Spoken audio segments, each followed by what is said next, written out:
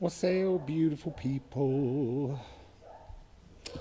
So, I walked into town this morning to get my phone fixed. Thank you for the tips and donations towards helping me do that. And it was shut. And it'll be shut tomorrow because tomorrow is full on Day of the Dead. And I'll have to go Wednesday. I think I'm meant to spend Day of the Dead in my own company somehow. So I think I'm just going to bring that down a little bit. So this morning I've been channeling a concept which I don't understand fully yet, but hopefully we can explore it now.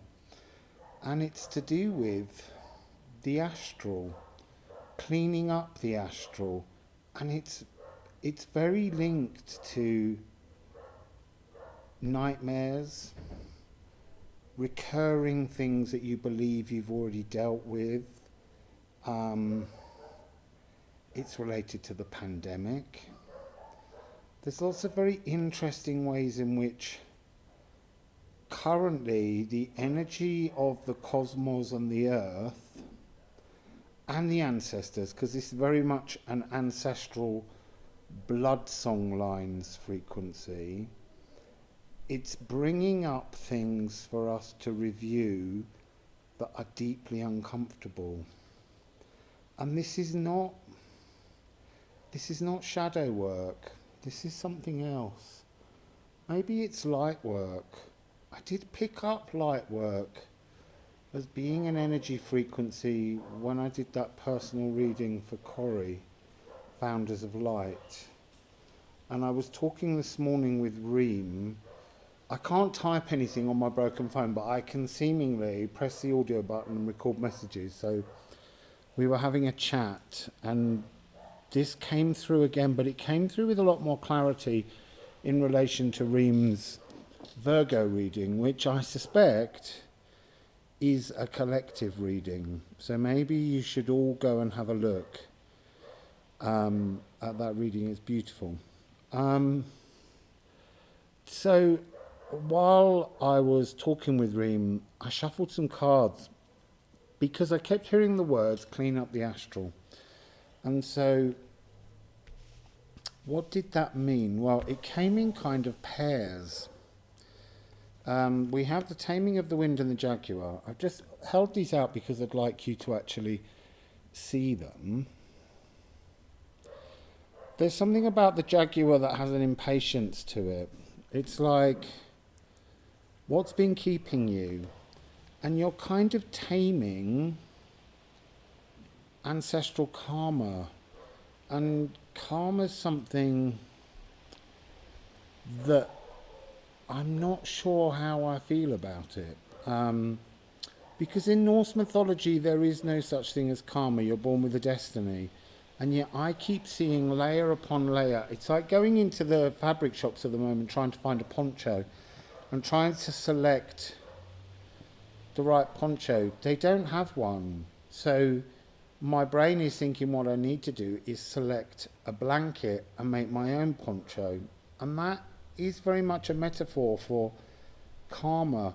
There's a whole series of possible realities, possible destinies, personal destinies, ancestral spaces that are linked to the astral, and it's about unpicking them because they've all been woven together within your blood, and you're trying to tame the frequency to find a space for your physical three-dimensional life and your astral life being in an alignment with each other of clarity. So taming the ancestral beast that is the astral. What do I mean by that? I kind of feel that when we're born, we inherit an astral portal that's our own, but it's also disturbed and layered and messy and tangled through the frequencies of our blood. Our consciousness has nothing.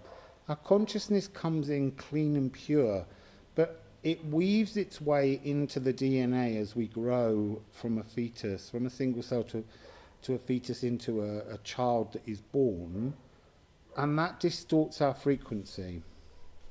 So the next two cards were all about that. It was the gatherer and the child, and the energy that Reem and I were sensing was this frequency of how the astral has become a mess. No, that's wrong. The astral is now more of a mess since you arrived as a child, because children don't know how to tidy up, and you inherit. It's like inheriting a home, but this is a celestial city. This is a space at which you access interdimensional places, and somewhere in that celestial city is your higher self. And the child can hear, can speak, can run around with, but slowly the experiences of our life add more and more tangles to the tangles that are already there, and we're trying to clean that out. And so there's something about, the pumpkins, Day of the Dead. This is some kind of frequency about the truth of the Day of the Dead as much as anything else. I've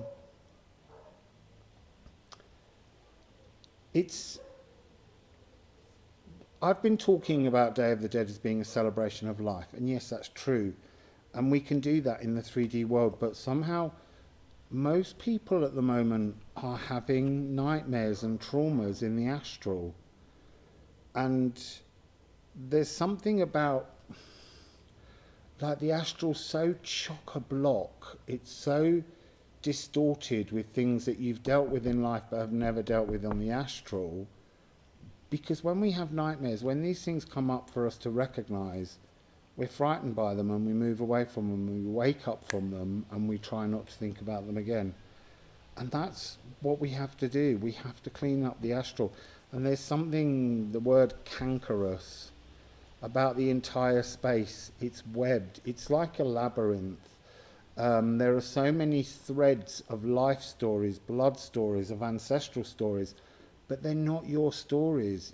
It's like we have to go in and clean up the entire house. And immediately I'm like, well, how do we do that? And that's when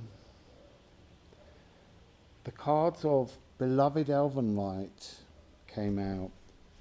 Them being beloved, you being part of the elven light, but in a consciousness form that you couldn't possibly comprehend, because we can't possibly at the moment comprehend our higher self effectively.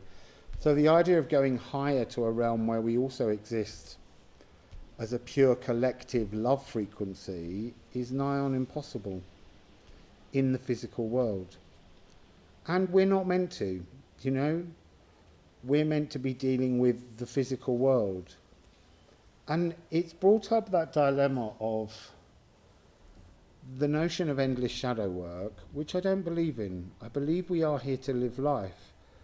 And we live life until an obstacle arises, and then we question the obstacle in the three-dimensional world, in our psychology, and then in our astral, in our dreams. They're all linked somehow. Well, I think it's going to be a little bit over hot sitting here, but I really wanted a good clear picture for this, and I have to put the computer in the shade, which means I have to face the sun, and the sun here in Mexico is so overhead, and it's still very hot in the daytime. It's nippy at night, but that's what's going on. So I'm going to return these cards now to the deck, and then we're going to just begin reading about this. See what we can gather. It's also very much, the tool you need is a brom, the knee holly, to scrub free the blood. There are stories, there are tunes, there are melodies, there are songs written in our blood, in our DNA, and how our blood reacts with our DNA, which causes us illnesses. This is what has been coming through today.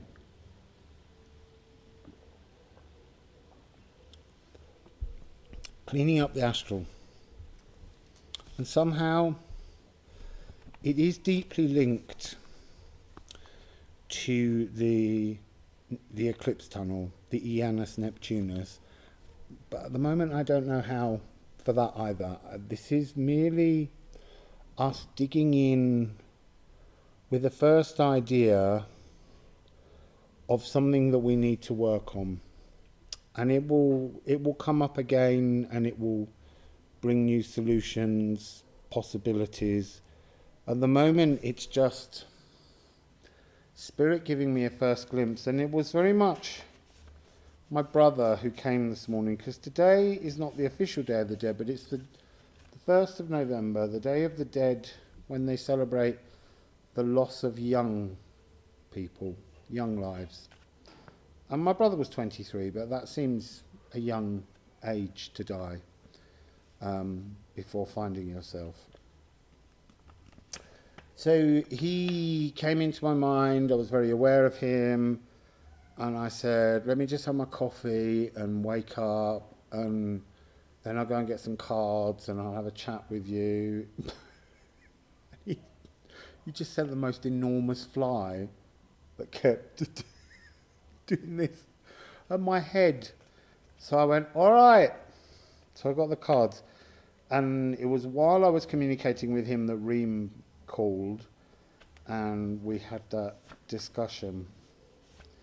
So I've got the sound healing cards, although I'm not even sure whether that's where I need to begin. But I just wanted to see what we're working with, the moon. Because that's a space of dreams, it's the third eye, it's perception. So let's begin with the bells anyway, and let's just clear the air.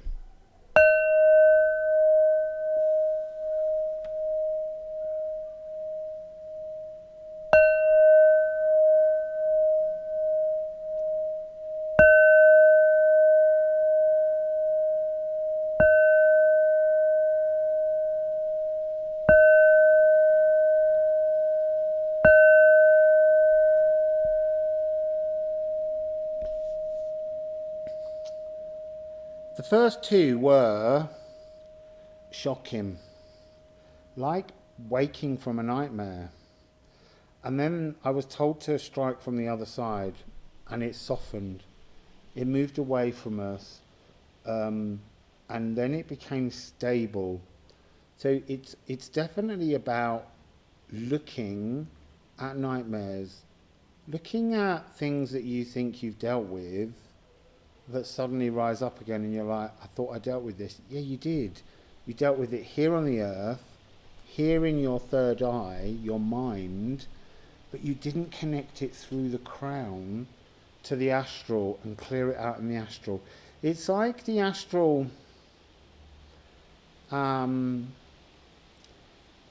is just so many bundles of wool, and the wool is woven in to so many other people's lives and ancestors' lives,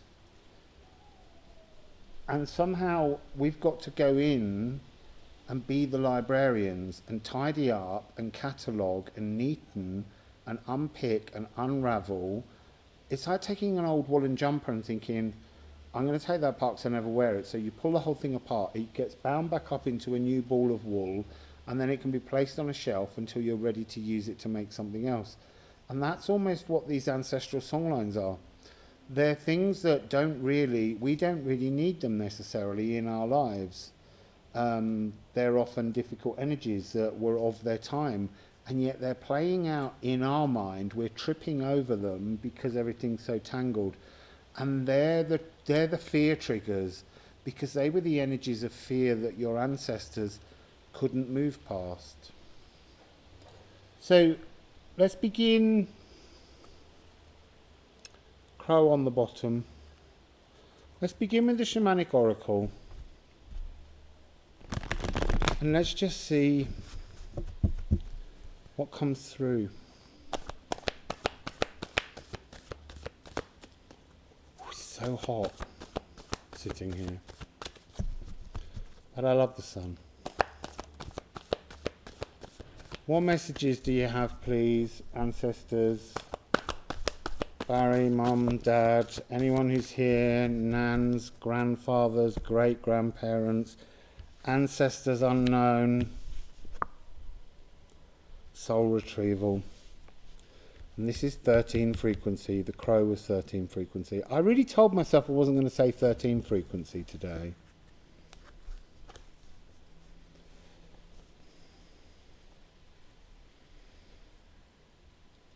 This is interesting. When I did the reading with Reem, I used some of the raw runes, and we had personal Yggdrasil tree, Esk, Ash.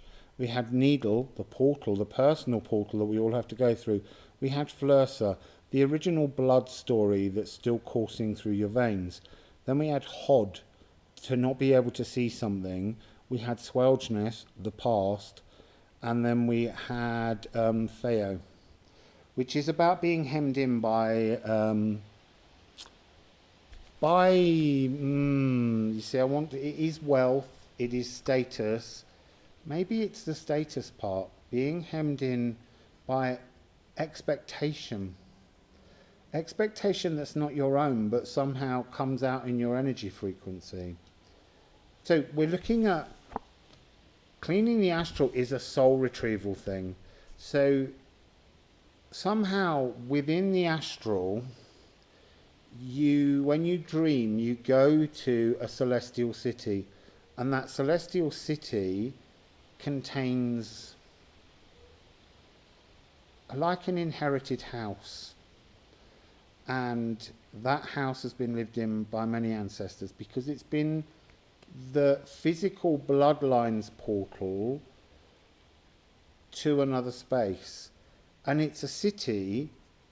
I see, I didn't know that, because you have so many ancestors that you've kind of inherited different dream lives, and they're all sort of cobbled together, and somehow we've got to transform, tidy, reorganize, bring it into alignment with our own personal Yggdrasil tree, our own personal songline. So in the different rooms there are ghosts of ancestors. The ancestors in most cases don't live there. Some do. Some have stayed to work with their descendants to help them find solutions. But it seems that many are just astral projections, and they've gone on to live other lives. But this astral projection in this untidy room is a fragment of a soul. And it's like, I often say I've come down to earth this time, having not been here before, to anchor something in. And today I'm getting more and more the notion of a message that possibly we're all here to untangle the past and not live in the past, but to live in the now, so that we create future lives we've already lived. I know that does your head in a bit, but don't concern yourself with that. That's just merely an explanation. So we've got giveaway, let go, but actually it's reaching up to the astral. It's talking about changing the focus from shadow work to light work. I never knew I was ever going to say that. And then the next two cards, the Seer and the Middle World, both add up to 9s, a 45 and a 36. Can you see how blocked your personal Yggdrasil tree is? Because you have to wake up to that. You have to wake up to the fact, don't see this as the middle world. It is part of the middle world, But what's sealed off is the heavens, your personal heavens, your connection through life to the astral. And the astral is a space of light where your higher self dwells. So, I'm just gonna put, Let's pull those across. Let's just go to soul retrieval and put some Thoth down. I'm going to try and keep this short as well because I don't want to... I'll come back to it. I think we just need a glimpse into the notion. Power to the elbow.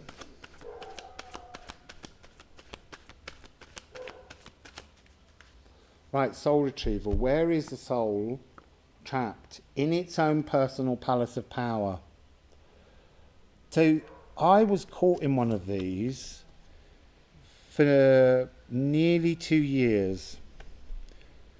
And it's Sun in Capricorn. It's cardinal Earth. But it feels like we're caught in the earth, and because we're stuck in the earth, we can't find a way to reach the astral and bring something into alignment. I had to wait for the hummingbird, which I saw here. All 4 elements are here, but there's something about crossing all these ancestral song lines. It's almost like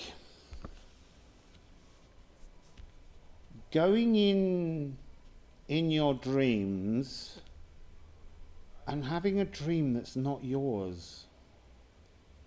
So they're saying to me, become the hummingbird for an ancestor. That's interesting. Become the hummingbird for an ancestor. So hummingbirds often in Mayan represent reincarnated souls. So maybe you have to... It's like the labyrinth. It was interesting the other day in Cindy's live. The labyrinth came up again, and a lot of webs and a lot of spiders. And we talked about how there's always another door out of a labyrinth, but you can't see it. You're blind to it. You see it as a stuck frequency. And you have to change the pattern of your thoughts to move past this. So, this becoming a hummingbird for soul, and how do you reach them on the astral? How do you reach them on the astral?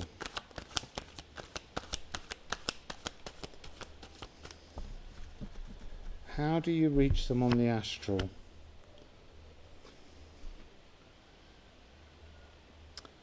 Right, so you reach them because you're woven into them. You are part of a song line, a snake line, a dragon line, whatever you want to call it. You are woven into the memory, or the memory of that ancestor is woven into your physical world. So within your own personal Gardens of Babylon courtyard where you're seated, you have to... I'm very aware of ancestors or ghosts across there. So this is like an access point to the astral, and it requires all the elements. So what they're saying to me is it requires all the elements in breath, the breath before sleeping. You can desire to connect through your... Because once this space was theirs and now it's yours, it looks different for you. But there, it was also theirs. And it's almost like you have to climb a staircase, go up... Oh, you see, I think that came in Cindy's reading. And I was thinking in Cindy's reading how it keeps coming in Reem's reading, staircases.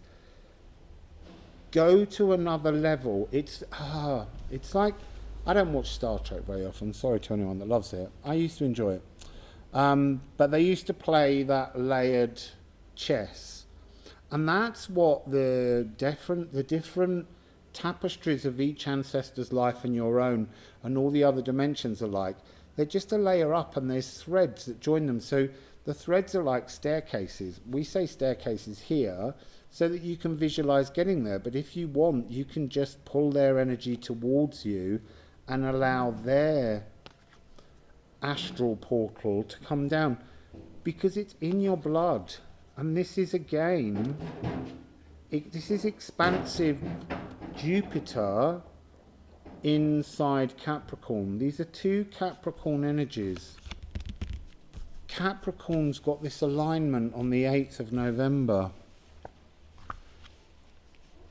that's very important, when the moon, the higher heart and the sacral will come online. And there's something very sacral about this frequency.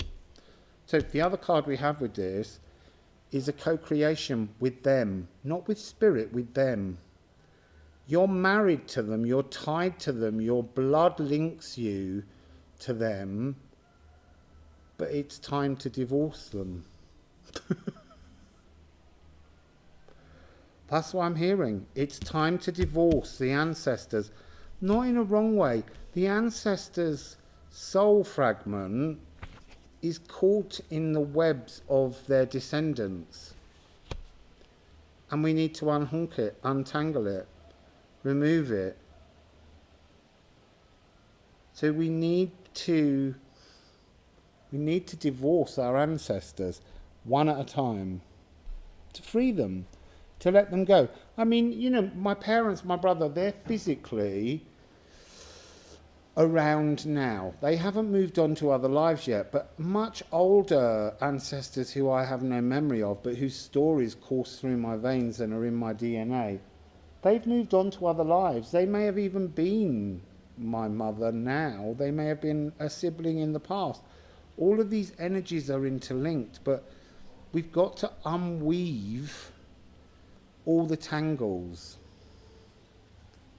So can we have something for the giveaway, the seer, and the middle world? The giveaway, the seer, and the middle world, which is our personal Yggdrasil tree.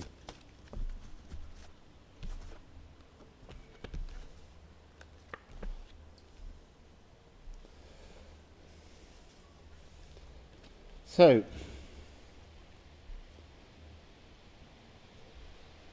there's a lot of ghosts banging doors. If you don't stop that, I'm going to come through and give you a sound frequency you're not happy with. So, the giveaway. It's the same energy. Reach into the astral. Reach up towards, sorry, I didn't hold that up very much. Reach up to the astral, reach into the realms of dreams, but you have to tell the elven light, whatever you want to call the elven light. I call it elven light, you may call it angelic light, you may call it source. For me, it's the elven light. It's semantically a far cleaner word, and so I'm comfortable with it. You have to tell the elven light your intentions before sleep, and you have to give some kind of smoked offering. There's roses being burnt. I'm not saying, you know, burn a load of roses. What I mean is, you have to consciously be aware of the fact that you wish to navigate the astral. And you can't navigate the astral with all the toxicity around you. So if you're going to go to sleep one evening and you wish for this seer dream to flow through, you have to prepare yourself. You have to create some kind of I don't want to say ritual because I don't think it needs to be the same thing every time. But you need to connect to an ancestor, and so you need to make a soulful commitment to seeking their energy in the astral. And then you will be given the dream. This is the Six of Pentacles. Unless you clear your energy before the dream world, in the physical, by maybe smoking, maybe taking a bath with rose petals in, making a salt bath, sitting in the natural world. You have to work out what suits your meditative cleansing of your physical body, so that there's nothing of the 3D going on except muscular movement to breathe in and out as you sleep, to free your consciousness to go up the Bifrost Bridge and into your celestial city to see if you can find this soul that's tangled up there. And I think we're going to be doing these for a while, individually. So, by working, we have the Knight of Cups, which is the King of Cups, Ghost of a Peacock. It's an energy of an ancestor that is trying to communicate with you, but you may hear it, you may see it, you may experience a nightmare because it's their only way to tell their story, but it's trapping you in this ancestral, astral clutter. And you have to be... See, they were putting the word brave in, but it's not brave. You have to be confident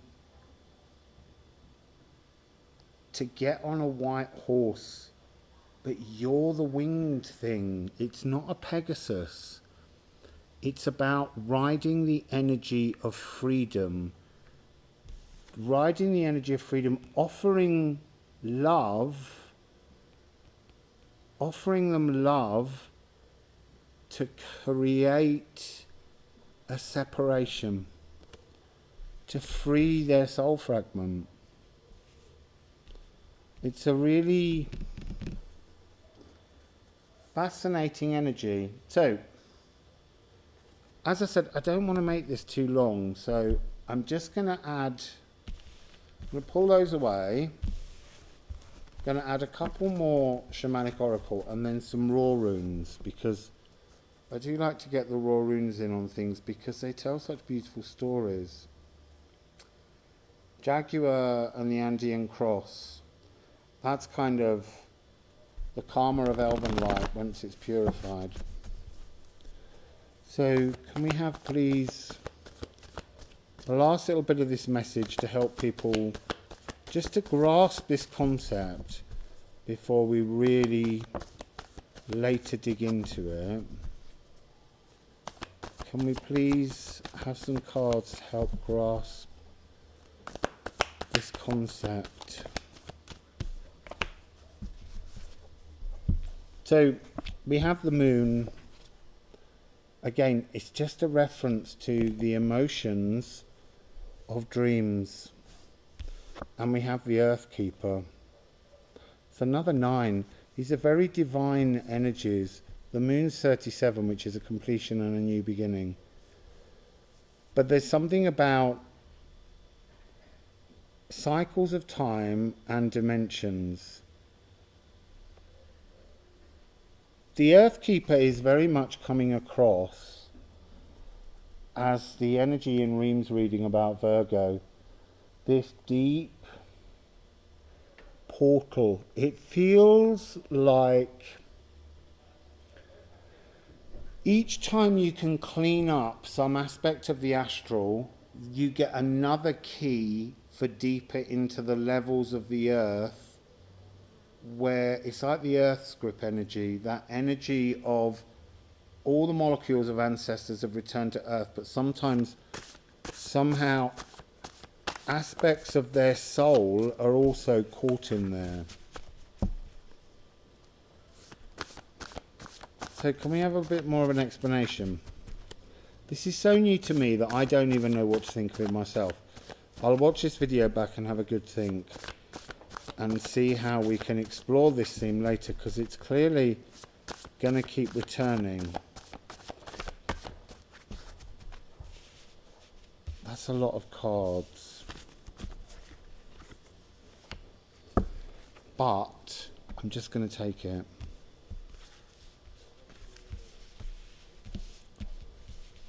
Oh, wow.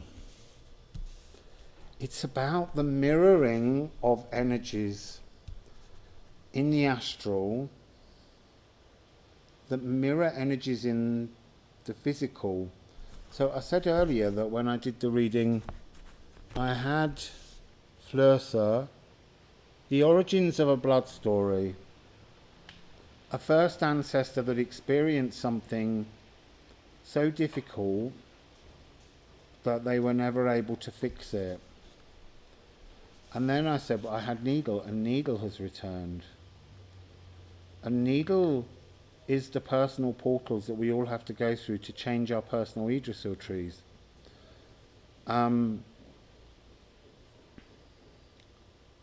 They couldn't fit. They didn't even know how to look for this portal. They weren't even aware that this portal existed.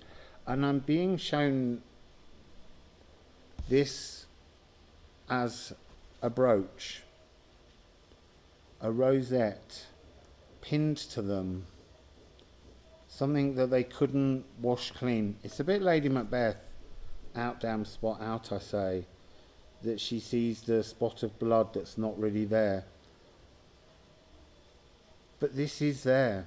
This is in the blood, just as in for Lady Macbeth, she saw the blood that wasn't there because it was within her mind that that's what had happened. So this needle that leads to the Ginunga gap, the void, the reset frequency, and you can see that this is half of Knafa, which is the other part of the inevitable blood sacrifice that has to be made. And I feel like that blood sacrifice is to let the ancestor go, let that story out of your blood. And then we have Ophalagu, which is coming across as a songline, and your ancestor and you share this thread, and this thread is what you're trying to get through the needle so that it can emerge renewed from within the limitless potential inside the void. And it ends with bliss, win, 8, change. And if you put these two together again, you see, needle is to stitch, but I want to say it's unstitching yourself from a fabric that you've been woven into that's not your own story, but is the story of an ancestor.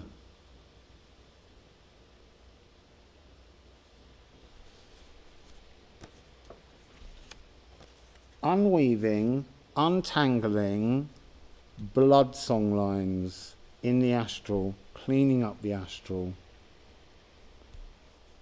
It's really fascinating. As I say, I'm gonna end it there. Yeah, I know I said that, and I've looked at Odin. I just want an Odin card, and then I'll end it. I just need to put this notion out there for the moment, so we can all have a think about how our dreams and nightmares are forming at the moment, because I think it's all part of that ability to clean up and not live in a world of fear. But some of these songlines are fearful because they're old energies triggered in the blood. Thor. This is really strong, powerful magic. It's like, it's that thing of taking a hammer to smash a nut. You have to, the energy is powerful, but you have to, look, you can't fit that hammer through the needle. There's something about the delicacy that's required. It's powerful, it's profound, it's ancestral, but it's almost like it's so ancient and bound that it's become a solid, thick rope, and you're having to unbind all the elements of that story and each individual thread till the thread can go through the needle.